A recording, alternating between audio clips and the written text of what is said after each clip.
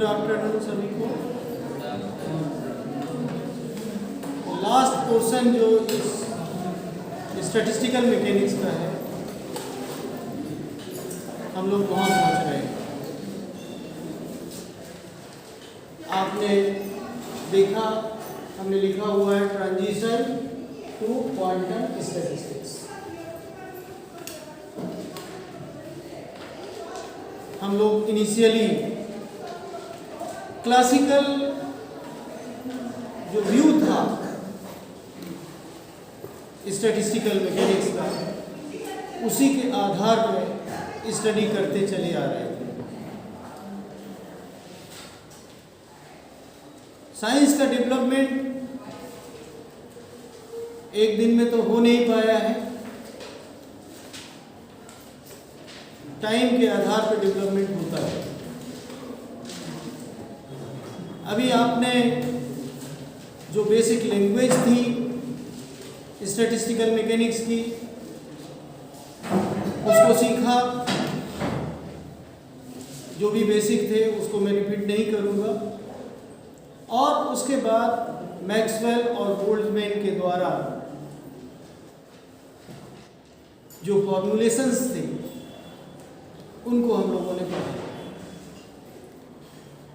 Maxwell Boltzmann statistics भी पढ़ी मैंने डिस्ट्रीब्यूशन के लिए। मैक्सवेल स्पीड और वेलोसिटी डिस्ट्रीब्यूशंस पढ़े, और कुछ घटनाओं को भी हमने उसके आधार पर एक्सप्लेन किया। बहुत सारी प्रॉपर्टीज, प्रेशर है, एनर्जी है, ये सब बहुत ही खूबसूरती के साथ हम लोग इंटरप्रेट करने में सक्षम हो गए क्लासिकल स्टैटिस्टिक्स को यूज करते हुए। जैसा कि आप जानते हैं कि एक्चुअली अनऑब्जर्वेबल जो एटम्स होते हैं, जो किसी तरीके से हम ऑब्जर्व नहीं कर पाते हैं, जो इंस्ट्रूमेंट्स हैं जिनकी मदद से हम लोग बहुत छोटे आकार की चीज़ों को देख लेने में कहीं हद तक सफल हुए हैं।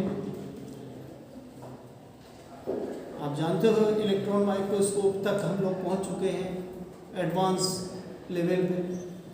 इसके बावजूद एटॉमिक लेवल को हम जो पार्टिकल्स हैं उनको देख नहीं पा रहे। अब क्लासिकल पिक्चर में तो ये है कि जो चीज़ हमें दिख रही है उसी के हम कोऑर्डिनेट्स असाइन कर सकते हैं। जब हमें दिख ही नहीं रही तो कोऑर्डिनेट हम बनाएंगे कैसे? कहाँ हम XYZ कंसीडर कर लेंगे? जो पोजीशन कोऑर्डिनेट है आप कैसे बताएंगे? नहीं बता पाएंगे।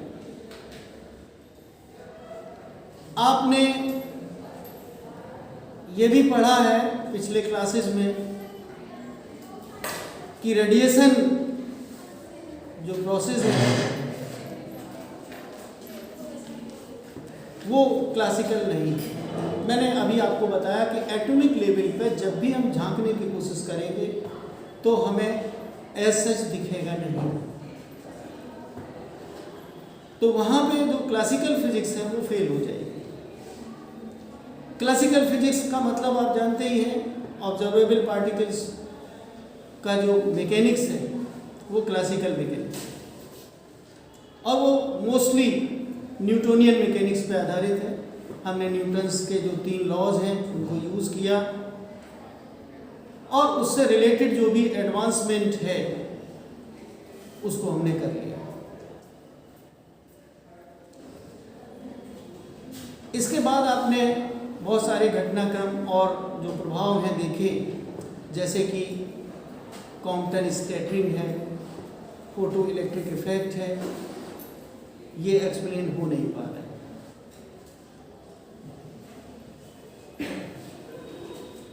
बहुत सारे जो फोटो इलेक्ट्रिक इफेक्ट है या specific heat at low temperatures, उसका भी एक्सप्लेनेशन क्लासिकल फिजिक्स या क्लासिकल स्टैटिस्टिक्स के माध्यम से एक्सप्लेन कर पाना संभव नहीं हो पा रहा, डिफिकल्टी आ रही है।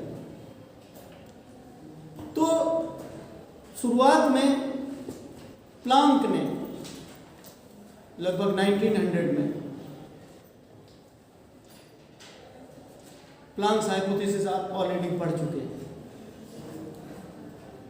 एनर्जी जो रेडिएशन की है वो इक्वल टू एच न्यू उन्होंने एक्सप्लेन करी। आपको पता है small packets of energy, bundles या क्वांटा, सभी नाम आपने सुने, ठीक है। लेकिन जैसे भी हो, जब एटॉमिक फिजिक्स में हम जाते हैं, एटॉमिक स्पेक्ट्रा की बात करते हैं कि भाई किसी सोर्स से रेडिएशन कैसे एमिट होता है, उसके भी पहले आप आ जाए। जब आपने पढ़ा कि न्यूक्लियस की डिस्कवरी हुई तो रदरफोर्ड ने एक एटम का मॉडल दिया था, याद है आपको? और वो स्पेस में डिफाइंड ऑर्बिट्स नहीं थी उसमें। बोर ने जो मॉडल प्रपोज किया था ये प्लांक हाइपोथेसिस के बाद ही दे पाए। तब उन्होंने जो है एक निश्चित कक्षाओं की बात करी थी या नहीं करी थी, कि जब एंगुलर मोमेंटम mh न्यू के बराबर होगा या mh क्रॉस ओमेगा के बराबर होगा, वही जो है ऑर्बिट होगी। ये बोर के मॉडल में। तो ये भी क्वांटम इफेक्ट यहाँ पे जब तक नहीं इंट्रोड्यूस हुआ तो एटम की स्टेबिलिटी हम लोग नहीं समझा पा रहे। ना क्वांटम के इफेक्ट से एटम की स्टेबिलिटी आप समझा सकते हो, ना ही फोटो इलेक्ट्रिक इफेक्ट समझा सकते हो। जो एटम स्पेक्ट्रा इमिट करता है उसको भी समझा नहीं पाओगे, क्योंकि आप ये कहते हो कि एनर्जी लेवल्स जो होते हैं, सपोज करते हैं एनर्जी लेवल 1 है, एनर्जी लेवल 2 है, फिर एनर्जी लेवल 3 है, वगैरह वगैरह। जब ये ट्रांजिशन होता है En+1 अपॉन माइनस En, तो ये क्या होगा? NH में। ये आपने पढ़ा। तो जो इमिशन ऑफ स्पेक्ट्रा ये क्लासिकल फिजिक्स से या क्लासिकल मैकेनिक्स से, और क्लासिकल मैकेनिक्स पे आधारित है स्टैटिस्टिकल मैकेनिक्स। क्योंकि आप ये जानते हो कि बहुत सारे संख्याओं का जब हिसाब किताब यूज करना पड़ता है हमको, तो ऑर्डिनरी लेवल पे हम मैकेनिक्स इस्तेमाल नहीं कर पाते, हमको स्टैटिस्टिक्स बनानी पड़ती है। तो इस तरीके से स्टैटिस्टिकल मैकेनिक्स बनी, और क्लासिकल कंसेप्ट्स को लेके जो स्टैटिस्टिकल मैकेनिक्स बनती है उसको हम कहते हैं हम लोग क्लासिकल स्टैटिस्टिक्स, यही तो कहते हो। तो क्लासिकल में स्टैटिस्टिक्स से हम क्या क्या चीज़ें एक्सप्लेन कर सकते हैं? आपने पिछले जो हम लोग अभी पढ़ते आए हैं मैक्सवेल और बोल्ट्जमैन के द्वारा करे हुए काम को, और उसके पीछे भी जो बेसिक्स और लोगों ने दिए, प्रोबेबिलिटी का कंसेप्ट वगैरह सब यूज़ करे, हम लोगों ने पोस्टुलेट्स यूज़ करे। तो वो स्टैटिस्टिक्स यहाँ पे कोई एटॉमिक स्पेक्ट्रा समझाना हो, एटम की स्टेबिलिटी समझानी हो, कॉम्पटन स्कैटरिंग समझानी हो, फोटो इलेक्ट्रिक समझाना हो, एक भी घटनाक्रम एक्सप्लेन नहीं किया जा सकता है। एक और चीज़ specific heat at low temperatures, तो ये सब एक्सप्लेन नहीं हो पाती। एक्सप्लेन क्या हो जाती है? वही एनर्जी, टेम्परेचर, प्रेशर वगैरह वगैरह, वो सब हम लोग अच्छे से एक्सप्लेन क्लासिकल स्टैटिस्टिकल मैकेनिक्स से समझा ले रहे हैं। क्लासिकल शब्द मैंने जानबूझ के यहाँ इस्तेमाल किया है कि क्लासिकल मैकेनिक्स वहीं लगती है जहाँ पे पार्टिकल या पार्टिकल्स ऑब्जर्वेबल की तरह कंसीडर किए जाएं। क्यों ऑब्जर्वेबल? चूँकि वो कोऑर्डिनेट सिस्टम पे बेस्ड है, फेज स्पेस की उसमें बात होती है, हम पोजीशन और मोमेंटम कोऑर्डिनेट्स इस्तेमाल करते हैं। अब हमें कुछ दूसरे ढंग से सोचना पड़ेगा, तब क्वांटम पिक्चर बनानी पड़ेगी। क्वांटाइजेशन की शुरुआत प्लांक के इस रेडिएशन फॉर्मूले से आता है। फिर आप तो आगे भी बढ़ चुके हैं, आप ये जानते हैं कि जो पार्टिकल्स हैं अनऑब्जर्वेबल हैं, जिनका क्वांटाइज्ड नेचर है, उस पे हम बहुत गहराई में, चूँकि क्वांटम मैकेनिक्स भी आप ऑलरेडी बीएससी पार्ट 2 में कुछ हद तक पढ़ चुके हैं। तो आप ये जान लीजिए कि 2 टाइप के पार्टिकल्स एग्जिस्ट करते हैं, क्योंकि स्पिन भी एक बहुत ही डिसाइडिंग प्रॉपर्टी अटैच्ड होती है नेचर के द्वारा। बहुत सारे पार्टिकल्स जैसे कि इलेक्ट्रॉन है,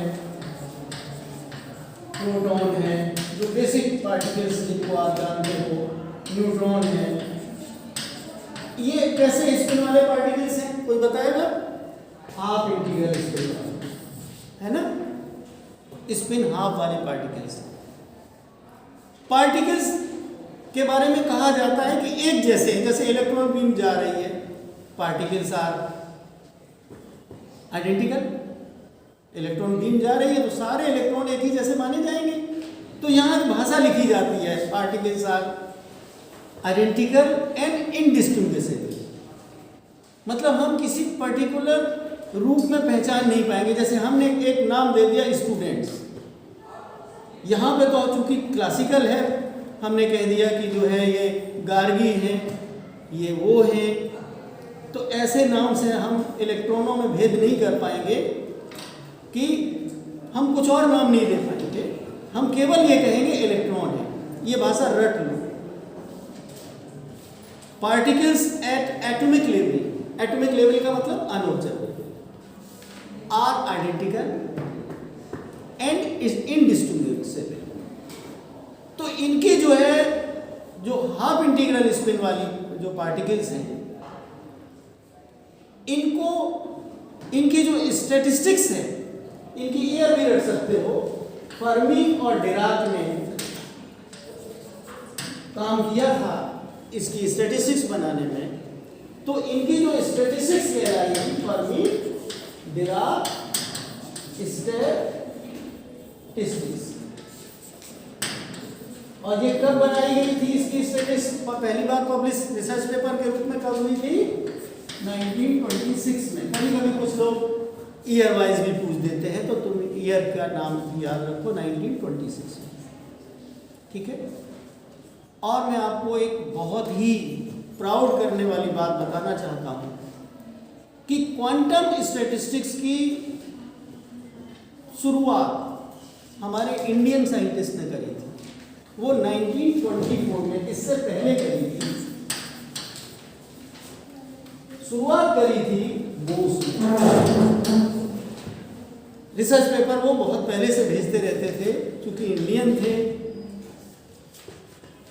तो इनको रिजेक्ट कर दिया जाता था इनका पेपर। लेकिन हिम्मत नहीं हारी। इन्होंने, आइंस्टीन भी एक जर्नल के एडिटर थे, तो उनको भेजा उन्होंने ध्यान से उसको पढ़ा, उसमें कुछ उनको आइडियाज़ आए, करेक्शंस किए, तो मिल के पब्लिश हुआ पेपर। तो बोस आइंस्टीन के नाम से पब्लिश हुआ। और जो उस पेपर में था वो स्टैटिस्टिक्स, बोस आइंस्टीन स्टैटिस्टिक्स के नाम से जानी जाती है। लेकिन वो इन पार्टिकल्स के लिए नहीं थी, हाफ इंटीग्रल वाले के लिए नहीं थी। वो चूंकि सबसे पहले रेडिएशन का मामला सुलझाया जा रहा था क्वांटम मैकेनिकली, तो उसी की बात हो रही थी। तो वो इंटीग्रल स्पिन वाले पार्टिकल्स होते हैं। एग्जाम्पल के तौर पे इंटीग्रल स्पिन और जीरो स्पिन वाले भी हैं, जीरो स्पिन पार्टिकल्स के लिए बोस ने इनिशिएट किया था, मिलके फिर फाइनलाइज किया था दोनों, बोस और आइंस्टीन ने। तो वो बोस आइंस्टीन स्टैटिस्टिक्स जो है के नाम से जानी जाती है। एक चीज और मैं बता दूं कि जो ये प्लांक्स जो रेडिएशन लॉ था वो बहुत पहले आ गया, है ना। बाद में उन्होंने, आइंस्टीन ने यूज किया था अपने फोटो इलेक्ट्रिक इफेक्ट को एक्सप्लेन करने के लिए। वही जो फोटो इलेक्ट्रिक इफेक्ट है, पढ़ चुके हो, उसका एक्सप्लेनेशन जो पहले वाली जो फिजिक्स चल रही थी, जिसको क्लासिकल फिजिक्स कहते हैं, उसके आधार पर नहीं बन पा रहा था। तब उसकी जो थ्योरी थी, क्योंकि experimentally photo electric effect observe था, उसका एक्सप्लेनेशन नहीं हो पा रहा था। उसका एक्सप्लेनेशन तब मिला जब उन्होंने थ्योरी क्वांटम पे बेस्ड, क्वांटा बेस्ड जो करी थी, जो थ्योरी दी थी, वो फोटो इलेक्ट्रिक इफेक्ट की थी। और उसका जो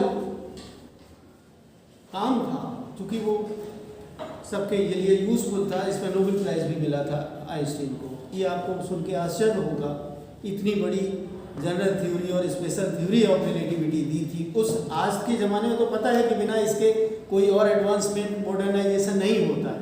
इस पर नोबेल प्राइज नहीं मिला था अल्बर्ट आइंस्टीन को। नोबेल प्राइज किस पे मिला था? Photo electric.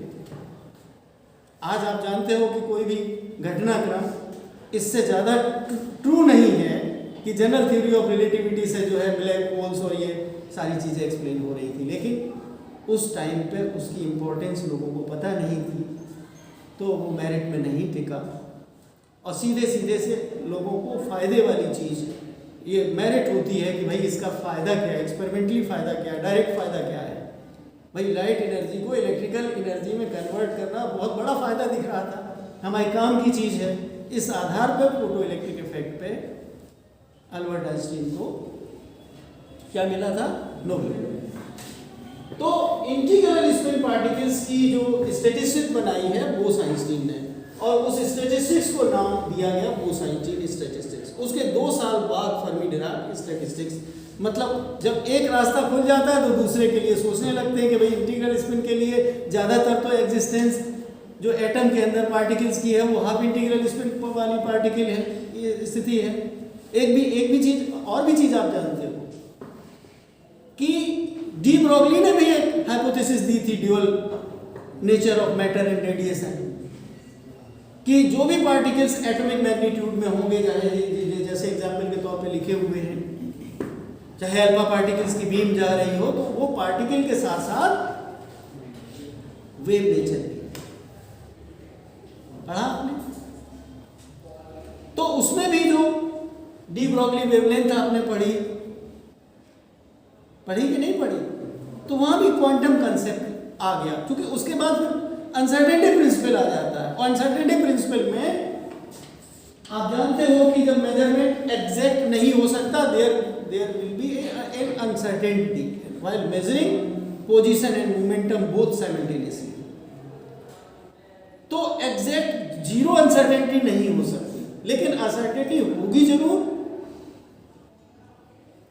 तो ये देखा delta x delta P x greater than और इक्वल टू एच क्रॉस। यहाँ प्लांक कांस्टेंट का इस्तेमाल, क्योंकि प्लांक हाइपोथेसिस से कांस्टेंट निकल के आया है, तो बाद में हम ये चीज़ डिस्कस करेंगे, H as a natural constant. इसलिए प्लांक कांस्टेंट का बड़ा महत्व है। आप देखिए अनसर्टेनिटी प्रिंसिपल में आप नेचर जो है एक प्लांक कांस्टेंट जो प्रस्तुत किया गया है कि उसी के कंपैरिजन में अनसर्टेनिटी डिसाइड हो गई, और उसको यूज करके ही डी ब्रोगली ने अपनी हाइपोथेसिस दे पाई। और जो एटम की स्टेबिलिटी है उसमें भी आपने देखा NH/2π, मतलब H कांस्टेंट अगर ना पता होता तो किससे इक्वेट कराते उसके एंगुलर मोमेंटम को। तो बहुत ही इंपॉर्टेंट कांस्टेंट है, इसीलिए कहा नेचुरल कांस्टेंट है। अभी मैं किताब में लिखा हुआ भी पढ़ के सुना दूंगा, वैसे हमने मोटे तौर पे ये सारी चीजें बता दी, ठीक है ना। तो 2 टाइप के पार्टिकल्स को दो कैटेगरी बन गई। एक पार्टिकल को इसी स्टैटिस्टिक्स के आधार पे बोसॉन्स कहा जाने लगा, और एक ग्रुप को फर्मियान्स कहा जाने लगा। समझ रहे हो ना? बोसॉन्स कौन से हैं? वो पार्टिकल्स जो कि आइडेंटिकल हैं, इंडिस्टिंग्विशेबल हैं, और उनकी जो स्पिन है वो इंटीग्रल स्पिन, ठीक है। पार्टिकल्स हैविंग इंटीग्रल स्पिन और जीरो स्पिन जो भी होंगे, indistinguishable and identical are called as bosons. They obey Bose-Einstein statistics. Example आपको हमने बता दिया है। सबसे बड़ा एबंडेंट जो मासलेस पार्टिकल है जिसको आप फोटोन के नाम से जानते हैं, क्योंकि प्रकाश को या लाइट को इसी से डिफाइन किया जाता है ना। दूसरे जो है जो फर्मियंस हैं, identical indistinguishable particles having half integral spin are known as bosons. ठीक है, they obey Fermi-Dirac statistics. Examples are electron, proton, neutron. सबसे आसान है, इनको तो कभी भूलोगे नहीं। जो भी हाफ इंटीग्रल स्पिन पार्टिकल्स होंगे वो सारे के सारे फर्मियाइंस के नाम से जाने जाएंगे। क्यों? क्योंकि इतनी बड़ी संख्या हमने आपको पहले भी समझा चुकी है कि जरा सी भी आप एक छोटी सी डिबिया में भी लोगे, वो करोड़ों करोड़ से भी ज्यादा संख्या होती है। Without statistics you can not study them, है ना, उनका अध्ययन आप कर नहीं सकते। तो स्टैटिस्टिक्स इसने बनाई इंटीग्रल स्पिन पार्टिकल्स के लिए बोस-आइंस्टीन ने। तो उनके सम्मान में जो इस कैटेगरी के अंदर पार्टिकल्स आते हैं, जीरो और इंटीग्रल स्पिन वाले, उनको बोसोन्स कहने लगे।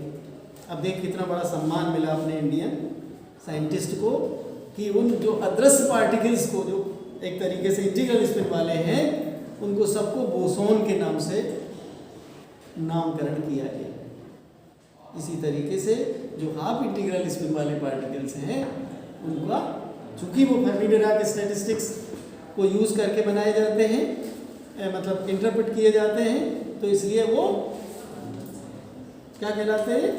फर्मी। आप समझ गए?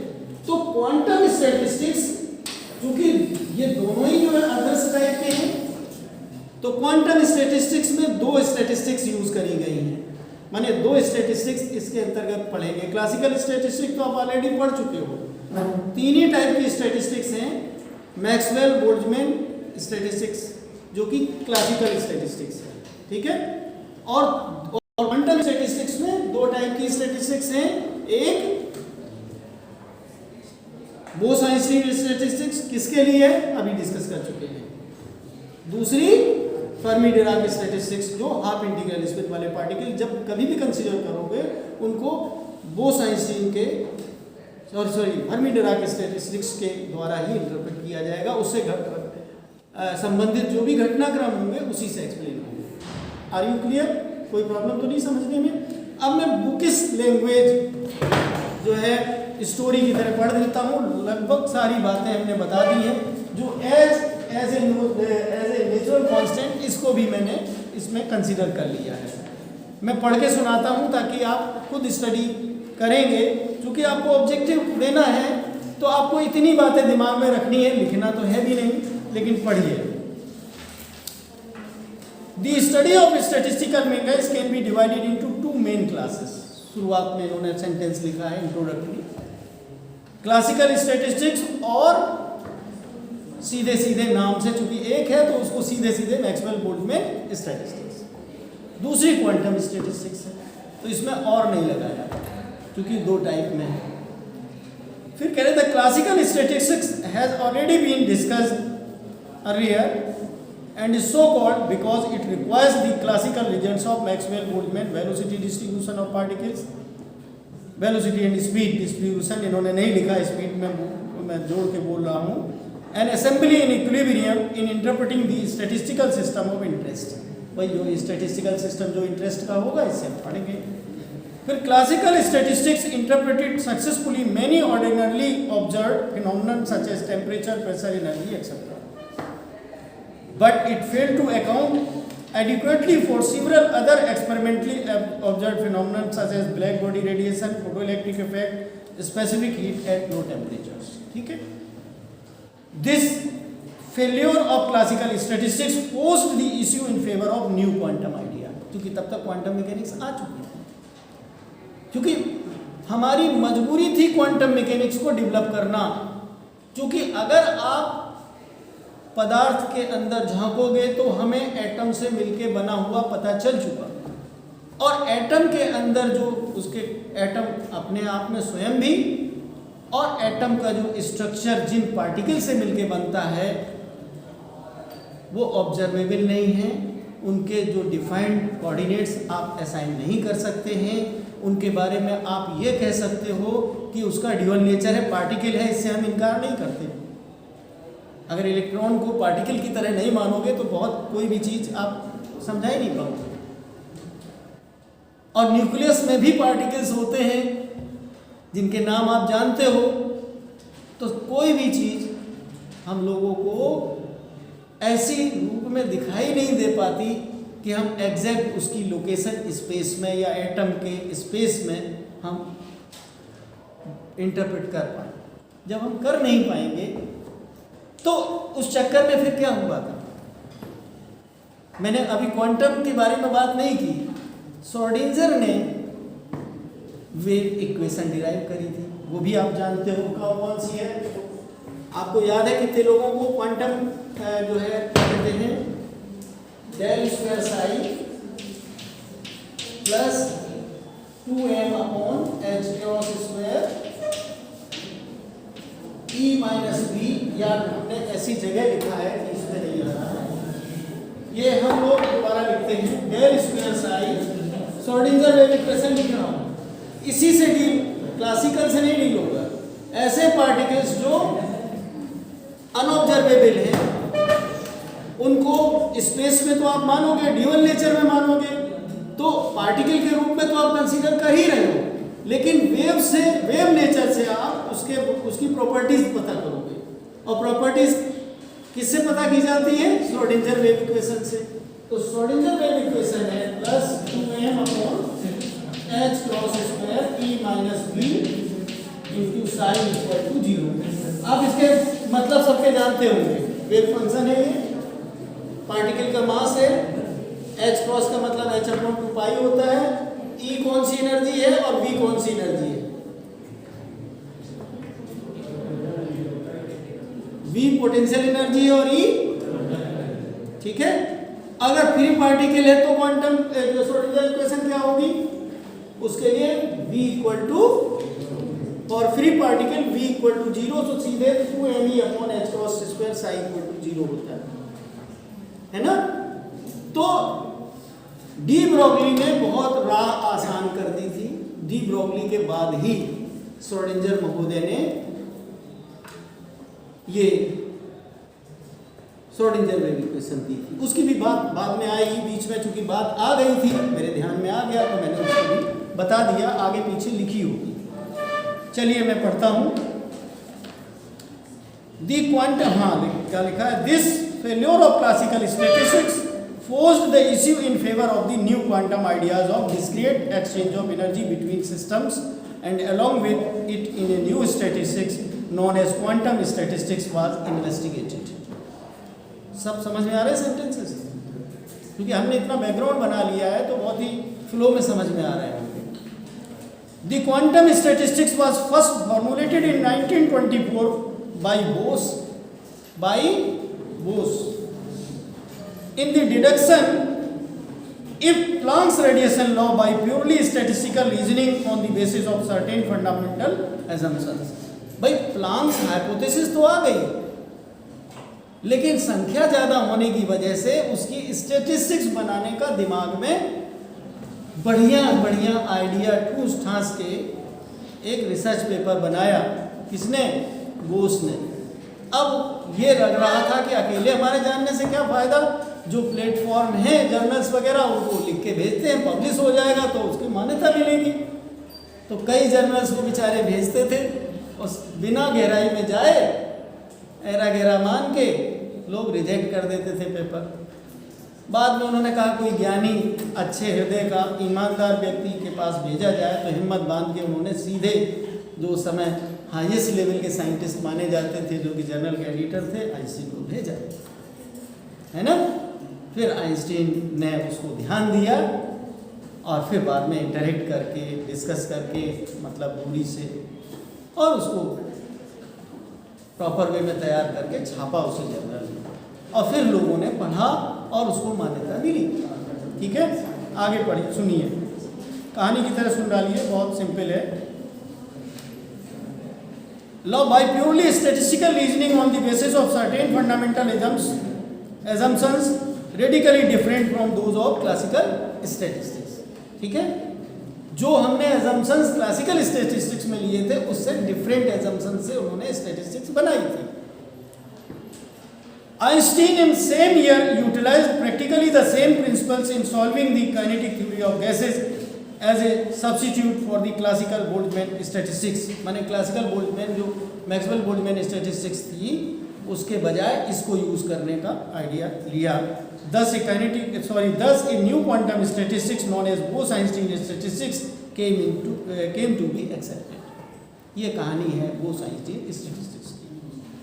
अब उसके बाद लिखा है इन्होंने 2 years later in 1926 Fermi and Dirac quite independently modified Bose-Einstein statistics in certain cases on the basis of additional principles suggested by the Pauli in connection with the electronic structure of atoms and known as Pauli's exclusion principle। भाई सबसे basically तो उन्होंने electron के लिए दिया था, वो तो जनरल बहुत ही basic law Pauli exclusion principle mostly use होता है, उसको यूज करते हैं। अब इन्होंने वो लिखा हुआ है according to which in any given orbit in an atom there can be only one electron, it being impossible for two electrons to coexist in the same quantum state। In a statistical mechanics this exclusion principle takes the form that two or more phase points तो आप बना सकते हो, particle दिखे या ना दिखे, phase points तो आप की बात कर ही सकते हो, cannot possibly occupy the same phase cell। This lead to the recognition of a second kind of quantum statistics called the Fermi-Dirac statistics। Thus quantum statistics can be again be put into two subcases। मैं पढ़ के नहीं सुनाऊंगा, Bose-Einstein statistics and Fermi-Dirac statistics already बता चुका हूँ। अब हम लोग आते हैं H as a natural constant and its implications। ठीक है, बिफोर 1900 है ना, 1900 के टाइम की कल्पना करो, लाइफ कैसी होगी, मजा आएगा। और साइंस कितनी आती थी, क्या क्या साइंस में था, है ना, यानी साइंस का डेवलपमेंट है तो अपने बचपन काल में 1900 के आसपास की बात होगी, साइंस के बचपन की बात। Most of the phenomenon could be explained on the basis of the classical physics which is based on Newton's 3 laws, the law of inertia, the law of force and the law of action and reaction।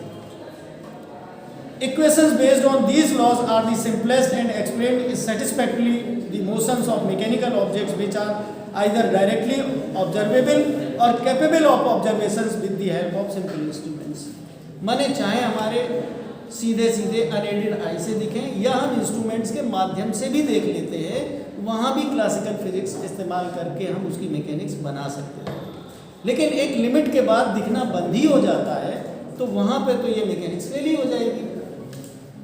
तो फिर लिखा इन्होंने 10 classical mechanics explain successfully the motion of celestial bodies, microscopic as well as macroscopic terrestrial bodies moving with non relativistic speeds. ये ध्यान रहे, non relativistic speeds. Relativistic speeds पे move करने वालों के लिए अलग से रिलेटिविस्टिक मैकेनिक्स है ना, थ्योरी ऑफ रिलेटिविटी जिसमें आप पढ़े हो। With the discovery of electron, सबसे पहला शुरुआत हुई जे थॉमसन के द्वारा 1897 में इलेक्ट्रॉन की डिस्कवरी। मामला वहीं से डिफिकल्टी वाला शुरू हो गया, जहां इलेक्ट्रॉन की डिस्कवरी हुई। Exploration of atomic systems were started. इस लेवल के सिस्टम्स की हिम्मत आने लगी कि हम इसको स्टडी करें, इसको जानें और समझें, एक्सपेरिमेंटल, उसके बाद उसकी थ्योरी बनाएं। और थ्योरी बनाने में हमें एक मैकेनिक्स फॉलो करनी पड़ेगी, क्लासिकल मैकेनिक्स यहाँ लग नहीं पा रही थी। But it soon clear that the classical concepts can not be applied directly to the motion of electrons in an atom which are not observable with the help of instruments। Thus classical concepts do not hold in the region of atomic dimensions। माने जो atomic dimensions पे जब हम पहुंचते हैं, हमने दूसरे तरीके से आपको समझाया था, इसकी भाषा से समझिए कि एटम की डायमेंशन का मतलब एंगस्ट्रॉम या एंगस्ट्रॉम से छोटी डायमेंशन। फिर इन्होंने बातें लिखी हैं कि क्या क्या हम नहीं समझा पाएंगे क्लासिकल स्टैटिस्टिक्स के माध्यम से। स्टेबिलिटी ऑफ एटम्स, दूसरा spectral distribution of heat radiations from black bodies, तीसरी specific heats of solid at low temperatures, next है फोटो इलेक्ट्रिक इफेक्ट, फिर कॉम्पटन स्कैटरिंग और उसके बाद ऑप्टिकल लाइन स्पेक्ट्रा। माने स्पेक्ट्रा कोई भी एक्सप्लेन आप नहीं कर सकते। Actually, it is found that the observed properties of matter cannot be explained on the assumption that the particles obey the laws of classical mechanics. अब 1900 में ये प्लांक्स हाइपोथेसिस है इक्वल टू एच न्यू, ये अपने आप पढ़ लीजिएगा। H Planck constant है, एच की यूनिट क्या होती है पता? छोटे छोटे क्वेश्चन ऐसे ही बनेंगे ऑब्जेक्टिव में, इसलिए आप इंटरेस्टिंग वे में पूरा समझ लीजिए, कितना भी घुमा फिरा के बनाए, इससे रिलेटेड आप क्वेश्चन का आंसर ऑब्जेक्टिव दे सकते। यूनिट क्या है? जूल सेकेंड है ना। वैल्यू क्या है वो भी रटी हुई होगी, 6.62 × 10⁻34 joule second. This new principle is called quantum principle. सबसे शुरुआत क्वांटम मैकेनिक्स की यही से हुई थी, क्वांटम प्रिंसिपल कहलाता है। फिर उसके बाद इन्होंने ऑर्बिट्स के फिक्स होने की बात E2 - E1 = NH न्यू की बात करी है, ये भी हम आपको समझा चुके, अपने आप पढ़ लीजिएगा, ठीक है। इसके बाद इन्होंने डी ब्रोगली वेव्स की बात करी है। Wavelength de Broglie wavelength H/mv से दिया जाती है, ये बात इसमें इन्होंने पैराग्राफ में समझाई है। फिर इन्होंने ये बताया कि उसके साथ डी ब्रोगली वेव्स अटैच्ड होती हैं, उसकी वेवलेंथ ये होती है, ठीक है। The presence of matter waves in case of electrons and other fast moving small particles like electrons, है ना, has been verified experimentally and has led to the construction of electron microscope। इस de Broglie hypothesis को use करके ही electron microscope का, instrument का technology use करते हुए construction हुआ, जिसका हम बाद में यूज करते हैं बहुत ही एडवांस लेवल पे चीज़ों को समझने के लिए। जो एटॉमिक लेवल की चीज़ें हैं उनको एनालाइज करने के लिए हम इलेक्ट्रॉन माइक्रोस्कोप का यूज करने लगे।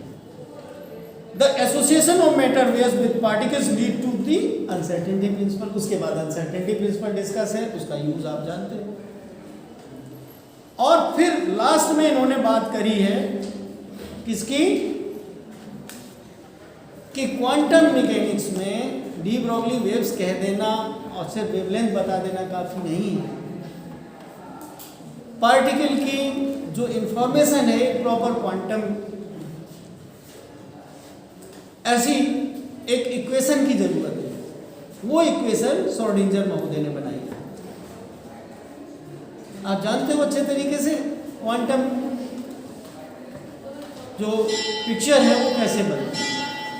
अब आप अपने आप समराइज कर लीजिए कि ये प्लांक कांस्टेंट कितना महत्वपूर्ण है। ये हर जगह यूज हो रहा, चाहे ब्लैक बॉडी रेडिएशन में हो, चाहे डी ब्रोगली हाइपोथेसिस में हो, और चाहे आपके श्रोडिंगर वेव इक्वेशन में, इसमें भी यूज है। मैं यहीं पर खत्म करता हूँ और शायद इस चीज़ को समराइज करके आप कर लीजिए।